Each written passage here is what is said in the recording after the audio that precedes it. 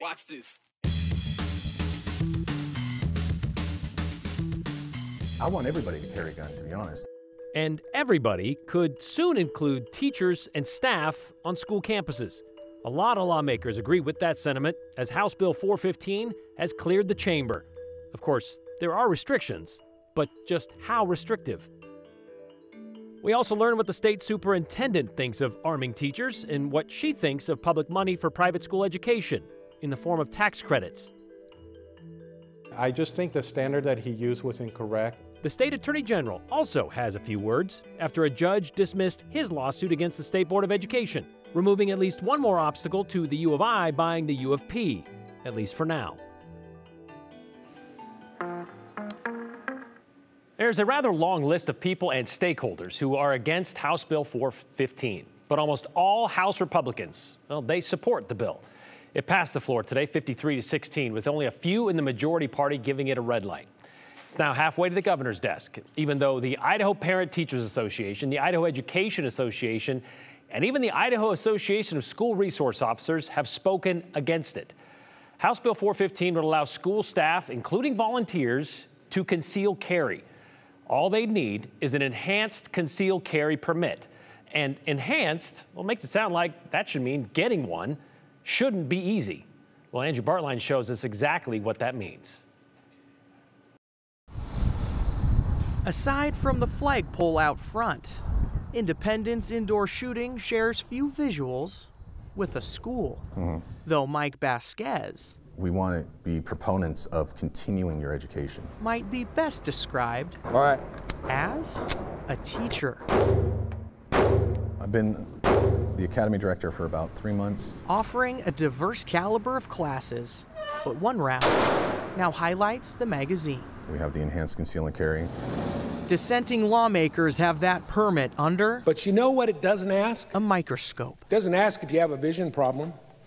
It doesn't ask if you have a health problem. Its response to majority party support, who say a concealed carry permit is enough for school staff to pack heat. To give that teacher the ability to defend their students. And what does that teacher need to do to get one? One Saturday, 8 hours. Time split between the classroom You can Q&A the attorney. He talks about the legal aspect of firing your firearm. and time on the range.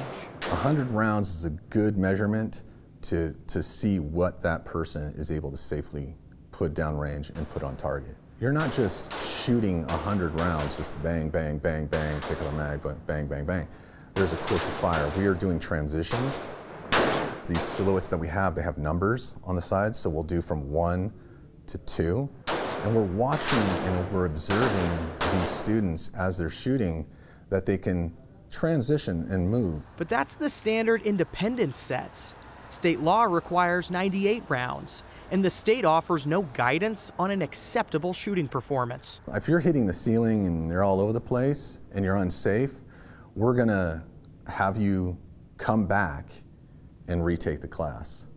And it's up to me personally. Sort of a case-by-case basis.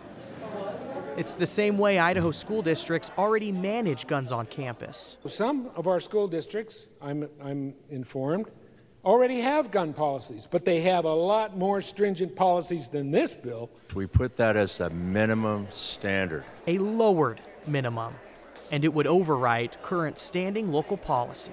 One of them I heard about in northern Idaho has 40 hours of training. Everybody that's armed trains with the Sheriff's Department. It is my sincere hope that it doesn't dilute or compromise what is already happening for good in our local districts.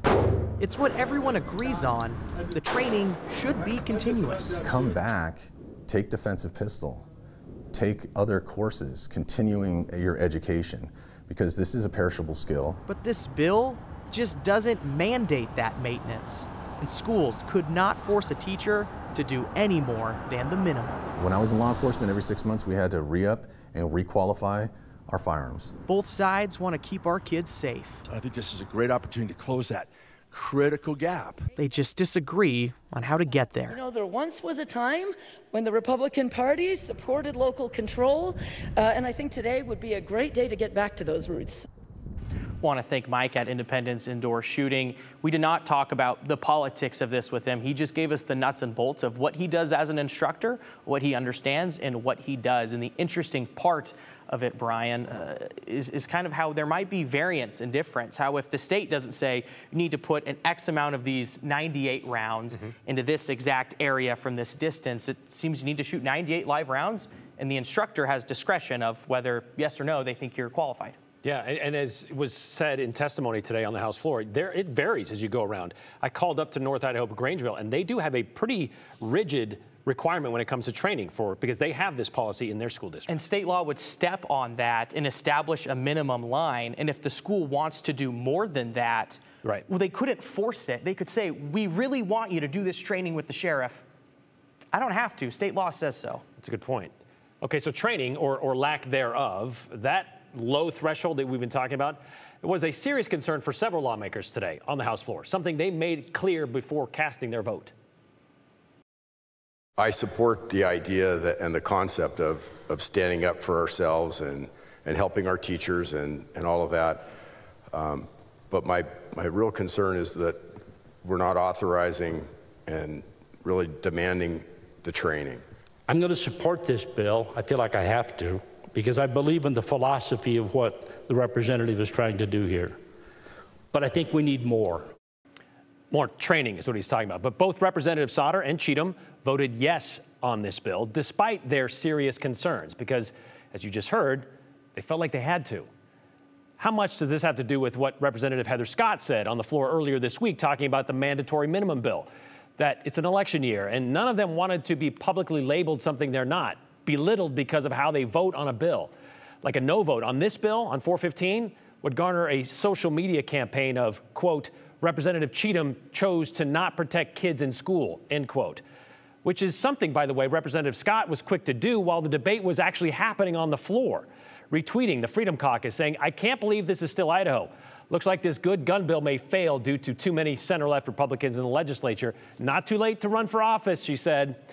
Okay, so not sure if her shaming played a part or not in the vote. Obviously it didn't. And then there was the financial side of this bill that we noticed, something Representative Greg Lanting from Twin Falls asked about of the bill's sponsor. Did you have any conversations with school boards and superintendents concerning their insurance situation should this bill pass? Gentleman 14. I heard discussions on that, and that sounds like a gun control kind of back chatter. I think that's a little ESG. You better do what we say or we're going to punish you. I heard that, and I don't believe that to be true. I want to see that proven. I have not seen that so. I did ask my district. I only have one district in one school district in my district. That's Twin Falls School District.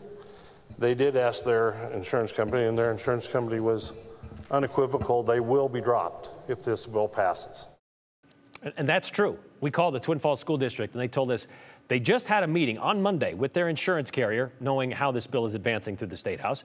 And the district told us their carrier considered this a, quote, program disqualifier. On the other hand, we know there are other school districts who have a policy in place already to allow teachers to access either guns on campus or be allowed to conceal carry. Districts like Garden Valley and Dietrich and Mountain View, which covers Grangeville. Mountain View School District, they passed policy 8705 last fall. And when we spoke with them today, we were told their insurance, well, it hasn't changed. Granted, and Representative Lanting admitted this, Twin Falls schools, they're not covered by the Idaho County's Risk Management Program, which is the insurance carrier which covers a lot of the school districts around the state. In fact, ICREMP covers 166 school districts, which includes both public and charter schools and 3 community colleges. They told us today they're aware of this proposed legislation, but they are monitoring it. Just no coverage decisions have been made yet. Okay, so Joe, you spoke to the state superintendent today, kind of about this, about a bunch of stuff, but this in particular, she had an opinion on this as well. Yeah, she did, and you know, she is a very big on local control, but here, let's take a look at what she had to say. I absolutely think it's a local control thing. I don't think it's a gun thing. Having our school resource officer association come out in opposition to the bill those are the folks that are absolutely charged, that they are trained, they work with the school officials, they're a part of local law enforcement.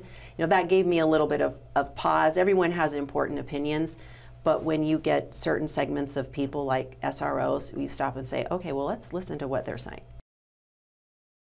So a lot of conversation going on with us in terms of the guns, Brian, but another thing that we were talking about, school vouchers legislation, something that we talked about here at length on the 208 yesterday. So kind of just to circle back to all of that, Superintendent Critchfield had some major questions about the vouchers program. And if you missed this all plays off 2023 when Idaho lawmakers debated at length about starting ESAs, education savings accounts. And those accounts were an Idaho answer to the national trend of school vouchers, or public funds that are made available for families to enhance their students' education, and that money could go towards things like private school tuition. After several runs from different angles, the legislation stalled in 2023. But if you fast forward to just a few weeks ago, a new concept has entered the conversation. House Bill 447 creates a special tax credit for up to $5,000. Parents or guardians of an eligible student could use that for qualified education expenses, and that includes K-12 tuition and fees related to attending a non-public school, tutoring sessions, taking assessments to determine college admission, textbooks, curriculum, transportation. There's a lot of eligible expenses here. The Idaho Parental Choice Tax Credit Bill, I know many of you have heard many things. So how does Idaho's top education official feel about the idea? For me, you know, at the first we were really focused on sort of philosophical points of a checklist that I have, and now I can lay that on top of the bill and say, what boxes are checked here? Debbie Critchfield is Idaho's Superintendent of Public Instruction. She's a big supporter of school choice, but questions the commitment of resources. Nothing about this bill touches that. It doesn't make it, it doesn't increase it, it doesn't diminish it. And so if it doesn't increase where I personally feel our focus needs to be, then I start to look and say, what are some of the things that it doesn't do? I don't know that having a bill put forward that doesn't predominantly focus on needs-based, that was a concern. So then I have to ask myself, are we simply paying parents who are already sending their kid to a private school? Because really this is what that's about. As Critchfield alluded to, the budget for the idea would be up to $50 million in state funding. Essentially, the first $40 million is refundable tax credits on a first-come, first-served basis. Families can claim a tax credit up to $5,000 per student or $7,500 for kids with special needs. And another $10 million is for lower-income families that don't necessarily have the upfront money to go get a reimbursement from. Critchfield believes the money dedicated to the idea could be utilized differently. I think an important lesson that we can learn when we look at other states, because we've had a lot of people come from out of state and say, hey, Idaho, how come you're not doing all these things? Look what our state has done. And so then we do look out and say, is there potential that this grows in a way that it is more of a strain on not just our budget, but again, taking money from the top. As the legislation is now making its way through the House, the conversation continues. I don't know that all of my boxes got checked. There are some concerns, and so I guess we'll wait to see what the final bill looks like. For right now, there's enough concerns that I have that, you know, I've got a lot of question marks. So a lot to consider here and a lot to follow. And Brian, I just will throw out one thing similar to what we saw last year. There's always a chance that something we saw last year, more of a voucher or an ESA program, does get pitched if this tax credit thing does not likely get a pass. But you know, we'll see where it goes. It is only January. Oh, we got a lot of time, Brian. We'll see. Thanks, Joe.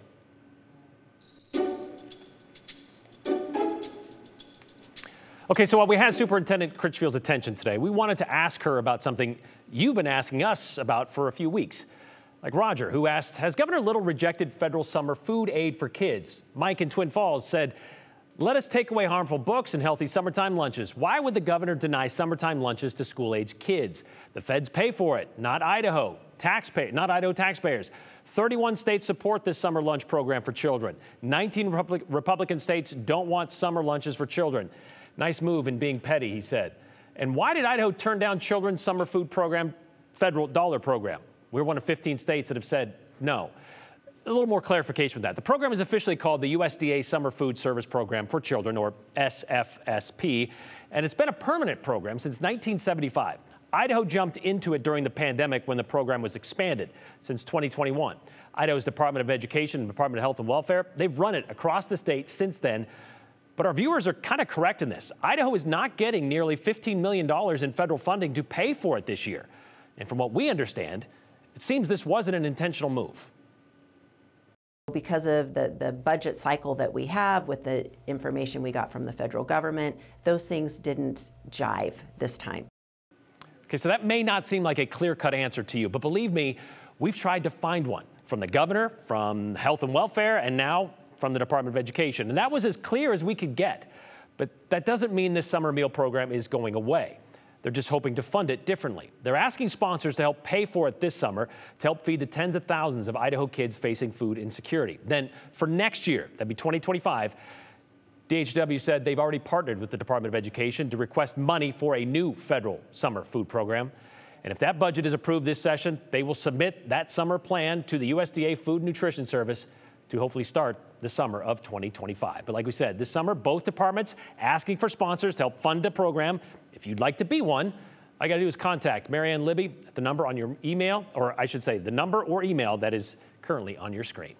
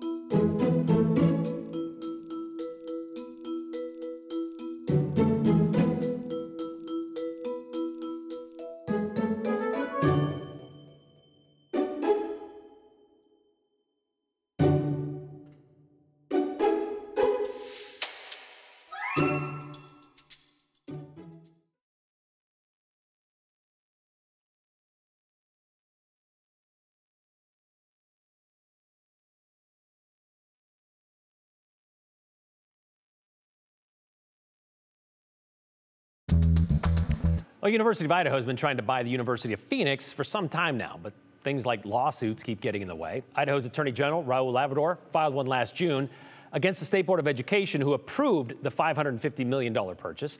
Labrador claimed at the time the State Board of Education violated the open meetings law during the proceedings leading up to the approval of the acquisition.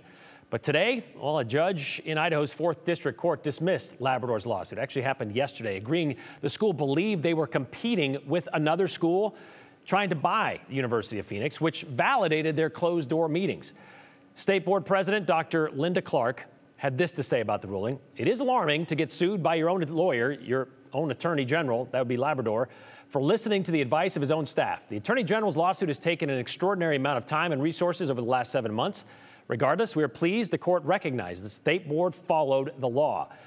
But as you can imagine, Labrador didn't quite agree with the judge, saying there were a lot of questions over the transaction and the University of Phoenix itself.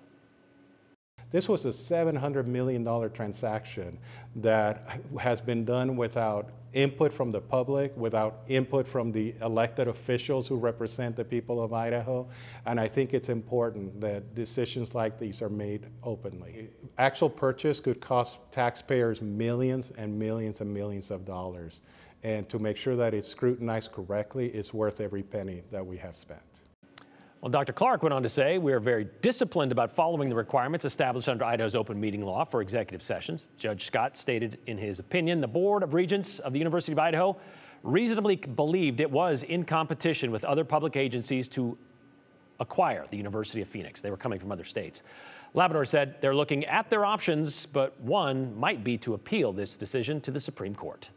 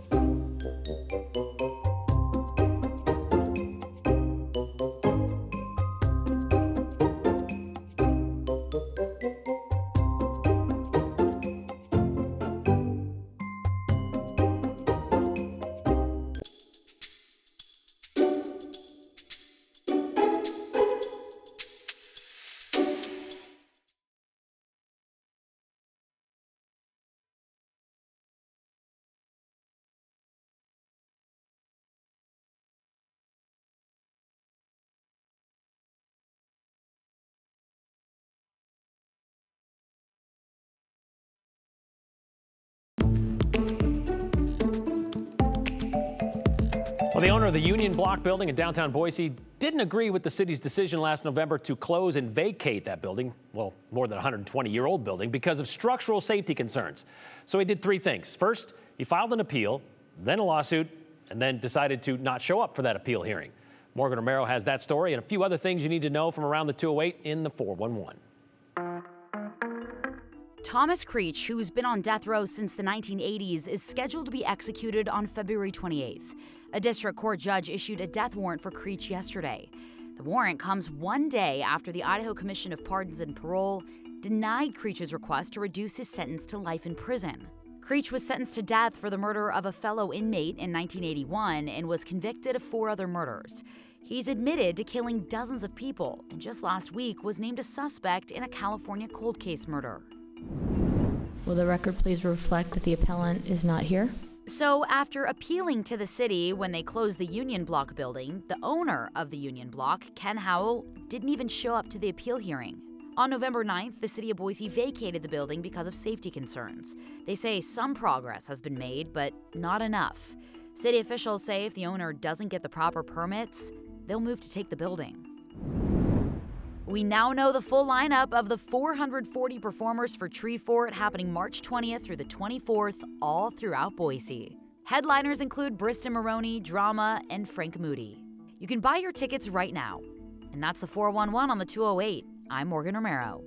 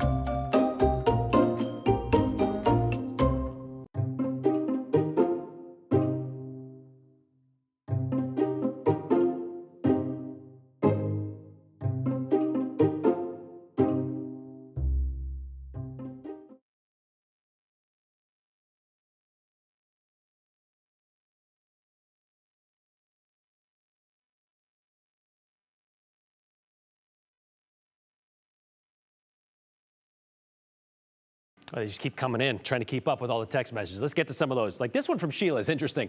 I'm not a fan of school vouchers, but if public school teachers are allowed to carry guns in school, I may reconsider. I don't want guns in my child's school. Then she can use that money to pay for private school and then not have to worry about it. Back on the guns in schools thing with teacher. I taught school in Idaho for 43 years, says Kevin in Boise. What I've not heard from the proponents of Bill 415 is how many teachers support it. Ask teachers this question. Would you be willing to gun down one of your students? My wife and I have taken the first gun class at Independence in Meridian. It's a great start. We shot hundreds of rounds, he says. What we learned is how unqualified we are to carry a gun without a lot of further education. An unqualified teacher with a gun is more of a danger than anything, says Chet in Nampa. If there's a shootout and the teacher accidentally shoots a student and they are hurt or killed, will they be charged, says Chris, or asks Chris. All I know is that there's a part in this bill that says they're not civilly liable. Whether that's a crime or not, I still don't know. There's still a few questions that are left unanswered with that. But there is a part in this bill that says, what I understand, they are not civilly liable should that happen. How could legislators possibly think House Bill 415 is a good idea when most of the entities impacted by it don't support it? We did list all those. We've shown that. We've had, that was said on the House floor today. An enhanced concealed carry class teaches you nothing about protecting children. It's about the law. Some of the people who pass the course probably wouldn't trust with a gun. We'll see you tomorrow.